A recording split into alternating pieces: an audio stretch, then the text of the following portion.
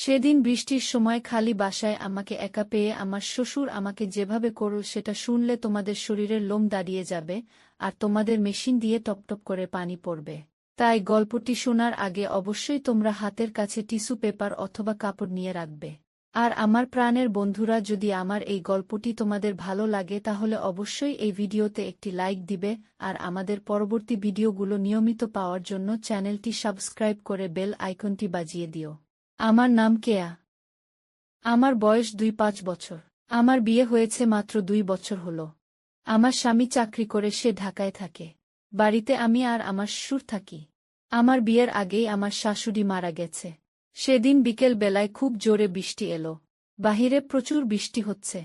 আমি বসে টেলিভিশন দেখছি। হঠাৎ আমার শ্বশুর আমাকে ডাকল। বল, বৌমা, একটু আমার রুমে আসো তো। আমি তার রুমে গিয়ে বললাম, বাবা, কি হয়েছে? তিনি বললেন, আমার পা ব্যথা করছে, আমার পায়ে একটু তেল মালিশ করে দাও। আমি বললাম, ঠিক আছে, আপনি একটু অপেক্ষা করেন, আমি তেলটা গরম করে নিয়ে আসি। এই বলে আমি রুম থেকে চলে গেলাম। বন্ধুরা, তোমাদের আর একটু কথা বলে নেই, আমার বিয়ের আগে আমার স্বামী কিন্তু আমাকে দেখতে যায়নি। আমার শ্বশুর আমাদের দূর সম্পর্কের আত্মীয় লাগে। হঠাৎ একদিন আমাদের বাড়িতে বেড়াতে এসেছিলেন। আমাকে দেখে তার খুব পছন্দ হয়েছিল। তাই আমার মা বাবা মাকে বলে আমাকে তার ছেলের বউ করে নিয়ে আসেন। ছেলে সরকারি চাকরি করে, তাই আমার বাবা মাও আমাকে বিয়ে দিয়ে দেয়া। তখন থেকেই শ্বশুর আমার প্রতি দুর্বল। কিন্তু আমারও কেন যেন তাকে খুব ভালো লাগে। তার বয়স ৫-০ বছরের হলেও দেখতে এখনো অনেক সুন্দর লাগে। বিয়ের পর থেকে দেখতাম শ্বশুর আমাকে চোখে চোখে রাখত। আমি মনে মনে ভাবতাম তার মেয়ে নেই, তাই উনি হয়তো আমাকে নিজের মেয়ের মতো করে খুব আদর স্নেহ করে। সব সময় আমাকে জিজ্ঞেস করত, বৌমা, তোমার কি লাগবে? যখন যেটা লাগবে অবশ্যই আমাকে বলবে, কোনো লজ্জা করবে না। আর শ্বশুর আমার কাজের প্রশংসা করত। আমি যেটা রান্না করতাম সেটাই তার কাছে ভালো লাগত। আমাকে বলতো, বৌমা, তোমার রান্না খুব স্বাদ, ঠিক তোমার মতো, তুমি দেখতে যেমন সুন্দর তেমনি তোমার রান্নাও অনেক সুন্দর। আর শ্বশুরের মুখে প্রশংসা শুনতে আমার খুব ভালো লাগত। আমি আরও বেশি বেশি করে আমার শ্বশুরের সেবা যত্ন করতে লাগলাম। যাই হোক, এখন মূল গল্পে। আমি তেল গরম করে নিয়ে আসলাম শ্বশুরের রুমে, তারপর তেল পোলার পায়ে ভালো করে লাগালাম। বিকেলটা ছিল কেমন জানি অন্যরকম। জানালার বাইরে টিপটিপ বৃষ্টি পড়ছে। বাড়িটা একেবারে নিস্তব্ধ, সবাই কোথায় যেন গেছে। আমি আর বাবা, মানে শ্বশুরমশাই, এই বিশাল বাড়িতে একা। একটা হালকা কাঁপুনি লাগছিল গায়ে, মনে হচ্ছিল এক কাপ চা পেলে ভালো লাগত। আমি চুপচাপ উঠে রান্নাঘরে গেলাম চা বানাতে। হঠাৎ শুনলাম পেছনে নরম পায়ের শব্দ। ঘুরে দেখি বাবা দাঁড়িয়ে আছেন। হেসে বললেন, তুমি তো একা একা, ভাবলাম একটু কথা বলি। আমি বললাম, চা বানাচ্ছি, আপনি বসুন, নিয়ে আসছি। উনি বললেন, না না, আমি তোমার সাথে বসেই কথা বলি। আমরা দুজনে রান্নাঘরের জানালার ধারে বসে পড়লাম। বাইরে বৃষ্টি পড়ছে, হালকা ঠান্ডা বাতাস বইছে। বাবা বললেন, বৌমা, জানো, এই বাড়িটা আগে এমন নীরব হতো না, তোমার শাশুড়ি থাকলে কত কথা হতো। আমি বললাম, তার কথা শুনতে ভালো লাগতো আমার। আপনি বলুন না, তার কিছু স্মৃতিগু।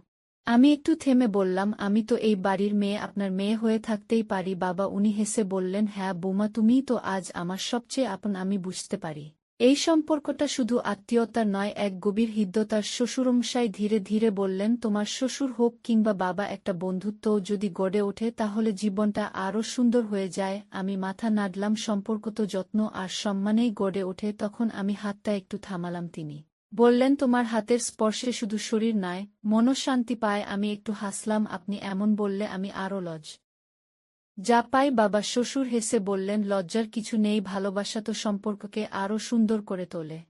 বৃষ্টির শব্দ তখন আরও গভীর হয়ে উঠেছে, ঘর জুড়ে এক শান্ত পরিবেশ। আমি ধীরে ধীরে উঠে দাঁড়ালাম। বললাম, আপনার পায়ে তেল মালিশ শেষ, এবার একটু গরম দুধ এনে দিই। উনি হেসে বললেন, তুমি পাশে থাকলেই তো আমি সব ভুলে যাই বৌমা। আমি হেসে চলে গেলাম রান্নাঘরের দিকে। আমি রান্নাঘরে গিয়ে চুলায় দুধ বসালাম। জানালার কাছে বৃষ্টির ফোঁটা জমে আছে। মনটা কেমন যেন শান্ত, আবার একটু দুলে ওঠা। এক অদ্ভুত অনুভূতিও হচ্ছে। শ্বশুরমশাইয়ের মুখটা বারবার চোখে ভাসছে, স্নেহময় প্রশান্ত। দুধ ফুটে এলে কাপ নিয়ে আমি আবার ঘরে এলাম। তিনি জানালার দিকে তাকিয়েছিলেন। ঘরের আলো ছায়ায় তার মুখটা যেন আরও কোমল লাগছিল। আমি দুধ এগিয়ে দিলে বললেন, তুমি এলে যেন ঘরটা প্রাণ ফিরে পায়। মুচকি হেসে বললাম, আপনি তো এমন করে বলছেন যেন আমি নতুন কেউ। তিনি দুধে চুমুক দিতে দিতে বললেন, বৌমা তুমি নতুন নয়, কিন্তু প্রতিদিন তোমার নতুন দিক দেখতে পাই। কথাটা শুনে আমি চুপ করে রইলাম কিছুক্ষণ।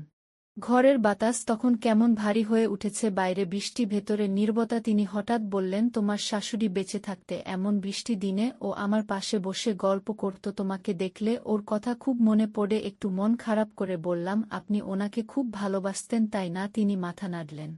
ভীষণ, কিন্তু জীবন তো থেমে থাকে না। সেই ভালোবাসা এখন শুধু স্মৃতি। তুমি সেই শূন্যতা কিছুটা হলেও পূরণ করো। আমি ধীরে ধীরে তার পাশে বসলাম, একটু নরম গলায় বললাম, বাবা, আমি যদি আপনার পাশে থাকতে পারি, আপনাকে একটু হলেও ভালো রাখতে পারি, সেটাই আমার বড় প্রাপ্তি। তিনি আমার দিকে তাকিয়ে একটুখানি হাসলেন। আওয়াজ তখন একটু থেমেছে, ঘরের বাতাসে তেলের গন্ধ, দুধের উষ্ণতা আর আমাদের নিঃশব্দ বন্ধনের এক অভূতপূর্ব মেলবন্ধন। তিনি হঠাৎ আমার হাত ধরলেন, তুমি এমন করে পাশে থাকলে আমি বেঁচে থাকার নতুন মানে খুঁজে পাই। তখনও মিহি বৃষ্টি পড়ছে, সেই শব্দে এক ধরনের শান্তি আছে। আমি তেল নিয়ে উনার পায়ে হালকা করে মালিশ করতে শুরু করলাম। শ্বশুরমশাই চোখ বন্ধ করে আরাম পাচ্ছিলেন, মুখে এক প্রশান্তির ছাপ। তিনি বললেন, তোমার ছোঁয়ায় যেন ব্যথাটাও কমে যাচ্ছে। আগে কখনো কেউ এমন করে আমার যত্ন নেয়নি। আমি হেসে বললাম, আপনি তো বাবার মতোই, আপনার যত্ন নেওয়া তো আমার দায়িত্ব। তিনি হালকা হেসে বললেন, তোমার মধ্যে একটা আলাদা শান্তি আছে বৌমা, তোমার শাশুড়ির মতো ব্যবহার, সেটা সব সময় মন ছুঁয়ে যায়। আমি একটু লজ্জা পেলাম, চোখ নামিয়ে বললাম, আপনার কথায় উৎসাহ পাই বাবা।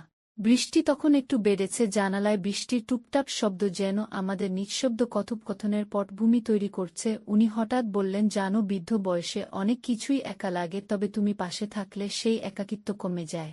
এরপর আমরা দুজন দুজনের মাঝে হারিয়ে গেলাম। আমাদের মিলনে যেন স্বর্গীয় সুখ নেমে এলো। আজ আমার সমস্ত দেহ মন প্রাণ সব সঁপে দিলাম তার চরণে। আর আমার সুর আমাকে জড়িয়ে ধরে বলল, তুমি কেন আরও আগে আমার কাছে এলে না? এরপর আমরা মাঝে মাঝেই একসাথে এভাবে সময় কাটাতাম, যা খুশি তাই করতাম।